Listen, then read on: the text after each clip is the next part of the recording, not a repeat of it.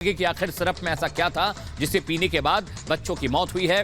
और pharma company पहुंच चुकी है नोएडा में। पुलिस तफ्तीश होगी, इन्वेस्टिगेशन होगी और जो इंग्रेडिएंट है सिरप का उस पर अब जांच पड़ताल होनी है।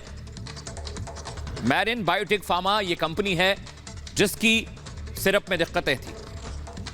बिल्कुल, और लगातार ये आरोप इस कंपनी पर लग रहे हैं कि जो कफ सिरप यहाँ से प्रोवाइड करवाई गई दूसरे और देशों में, वहाँ कई बच्चों की मौत हुई है और इसी को लेकर के अब इस पर जांच भी शुरू हो गई है। पुलिस अधिकारी जो है वो जांच के लिए यहाँ पहुंच चुके हैं। नोएडा में स्थित ये बताई जा रही है कफ सिरप से बच्चों की ये मौत का पूरा मामला है उज्बेकिस्तान में और साथ ही गाम्बिया में।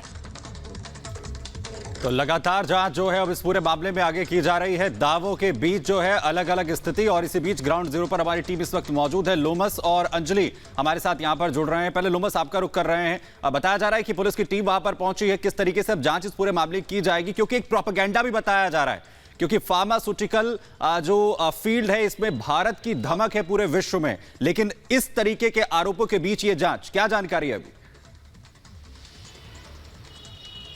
बिल्कुल सुमित, मैं आपको बता दूं कि पुलिस अभी जस्ट पहुंची है नोएडा के ऑफिस में और अभी मैं कोटला मुबारकपुर के उसी फार्मा के ऑफिस में मौजूद हूं जहां से इस कंपनी की शुरुआत हुई थी। मैं अपने विजय गौरव को बोलूंगा कि ये पूरा दृश्य दिखाए। यहां ही से उस फार्मा कंपनी की शुरुआत हुई थी जो कि मिडिल ईस्ट के कई देशों में अपने कफ सिरप और दूसरी दवाइयां प्रोवाइड करवाता है। यहां देखिए आप, मैरियन बायोटेक का यहां पे एक बोर्ड लगा हुआ है और छोटा सा ये बोर्ड है, उसका जीएसटी नंबर है। और साथ ही आपको मैं ये शुरुआती कंपनी, क्योंकि यहीं से इस कंपनी की शुरुआत हुई थी, आपको दिखाना चाहूंगा। अभी फिलहाल ये पूरा यह ऑफिस खाली है और पूरा ऑफिस नोएडा में शिफ्ट हो चुका है और नोएडा में ही वहीं से दवाइयां बनती हैं और वहीं से सप्लाई वहीं से करवाया जाता है। इसलिए वहीं पे जांच के लिए नोएडा पुलिस की टीम पहुंची हुई है और लगातार जो वहां पे अधिकारी है उनसे पूछताछ करने का काम उनके द्वारा किया जा रहा है। आप देख सकते हैं ये पूरा ऑफिस ये खाली पड़ा है। एक कर्मी जरूर है यहाँ पे देखभाल करने के लिए। हम उन्हीं से जानने की कोशिश करते हैं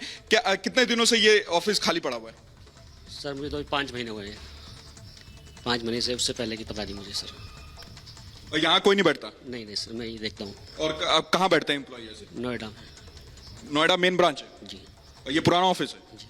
देखिए ये जो कर्मी है वो साफ तौर पे बोल रहे हैं कि नोएडा मेन ब्रांच है, वहीं से दवाइयों की सप्लाई होती है। ये केवल पुराना ऑफिस था। जब कंपनी की शुरुआत हुई थी तो यहीं से कहीं ना कहीं पूरी तरीके से दवाइयां बनाई जाती थी, यहीं से सप्लाई किया जाता है। जैसे जैसे इस कंपनी का विस्तार हुआ वैसे वैसे कंपनी को शिफ्ट करना पड़ा, वैसे ही नोएडा शिफ्ट करना पड़ा। साफ तौर पे देख सकते हैं मिडिल ईस्ट में लगभग 18 से ज्यादा बच्चे कई देशों में वो कफ सिरप पीने से मर चुके हैं। तो कहीं ना कहीं एक जांच के दायरे में है ये पूरी कंपनी और कहीं ना कहीं अब नोएडा पुलिस वहां पहुंच चुकी है और लगातार उस कंपनी से उनके द्वारा पूछताछ की जा रही है। जो अधिकारी हैं उनसे पूछताछ की जा रही है, क्योंकि हमारी सहयोगी आरोप है और ऐसे में अभी छानबीन और जांच होना बेहद जरूरी है। अंजलि भी हमारे साथ जुड़ी हुई है। अंजलि, क्या फार्मास्यूटिकल कंपनी की तरफ से कोई बयान जारी किया गया, उनकी तरफ से कुछ कहा गया है कि आखिरकार इस मसले में किस तरीके से आगे बढ़ रहे हैं, किस तरीके से वो जांच में सहयोग कर रहे हैं?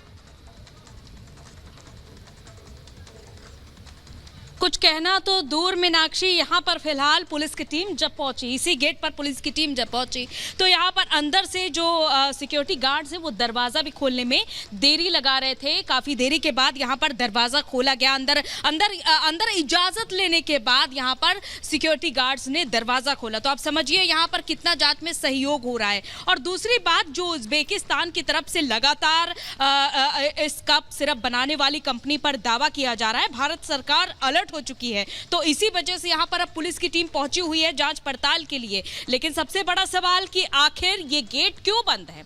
यहीं से ही जब कप सिरप सप्लाई किए जाते हैं, क्योंकि सूत्रों का ये दावा है, जो सीडीएससीओ की जो सूत्र है उनका ये दावा है कि भारतीय बाजार में ये कप सिरप फिलहाल नहीं मिलते हैं। लेकिन अब बड़ा सवाल ये, जो उज्बेकिस्तान के स्वास्थ्य मंत्रालय की ओर से दावा किया गया है कि इसी कंपनी की यानी कि मैरियन बायोटेक की ही जो कप सिरप है वो ही नुकसान, उन्हीं ने ही नुकसान पहुंचाया है, इन्हीं दवाओं ने ही नुकसान पहुंचाया है। उन बच्चों को पहले सांस लेने में दिक्कत शुरू हुई और उसके बाद दम घुटने से बच्चों की मौत की संख्या लगातार बढ़ती जा रही है। लेकिन अब सवाल ये, क्योंकि देखिए पहले भी जो दावा किया गया था कि गाम्बिया में भी देखिए अब पुलिस की टीम यहाँ से निकल रही है, उनसे जरा हम बात करने की कोशिश करते हैं। सर क्या कुछ पता चला है? काहे के प्रधान जी? क्या कुछ पता चला है सर? जांच पड़ताल में क्या कुछ पता चला है, कुछ बताएंगे सर? मैं आ रहा हूँ।